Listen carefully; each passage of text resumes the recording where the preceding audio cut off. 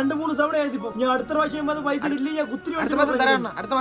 എന്താ പ്രശ്നം? എന്റെ കഷ്ടകാലത്തിന് അങ്ങനെ ഞാൻ 10,000 പലിശക്ക് എടുത്തു. നിങ്ങൾക്ക് അറിയാലോ എന്റെ കാര്യങ്ങളൊക്കെ. 5ന്റെ പൈസ കയ്യിലെടുക്കാനില്ല. ഇനിയിപ്പോ വിഷമിക്കാരി, ഒരാഴ്ച കൂടെ സമയമുണ്ടല്ലോ, നമുക്ക് കറക്റ്റ് ചെയ്യാം.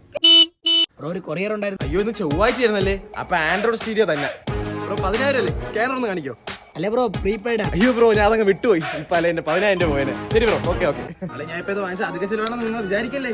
കാറിന്റെ സ്റ്റീരിയോക്ക് ഒട്ടും സൗണ്ട് ഇല്ല. അതുകൊണ്ടാ.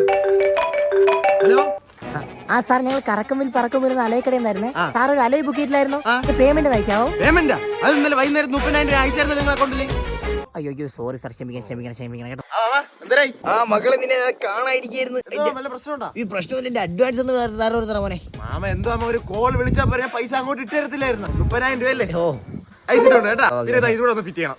അയ്യോ അടവിന്റെ മെസ്സേജ്. അല്ലെ പിന്നെ നീ രാവിലെ തരാന്ന് പറഞ്ഞ പൈസ ഒന്ന് മറിച്ചു തരാൻ പറ്റോ? രാവിലെ പറഞ്ഞല്ലേ, അതൊക്കെ ഞാൻ എപ്പോഴാ തിരിച്ചെടുത്തു.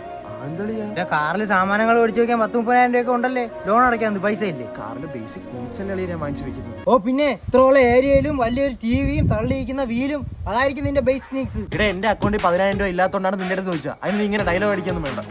ഹലോ ഡെലിവറി ചെയ്യാൻ പോവാണ്. അപ്പൊ അതിന്റെ പേയ്മെന്റ് 10,000 രൂപ അയക്കാമോ? അയക്കാം. പിന്നെ ഈ ടൂണിംഗ് കൂടെ ചെയ്തിരിക്കുന്നത് എത്ര രൂപ? സാർ അത് 20,000 എക്സ്ട്രാ ആവും കേട്ടോ. ഓ തന്നെ അല്ലേ? അങ്ങനെ അതുകൂടെ അയച്ചിരിക്കാം. ഓക്കെ. ഓക്കെ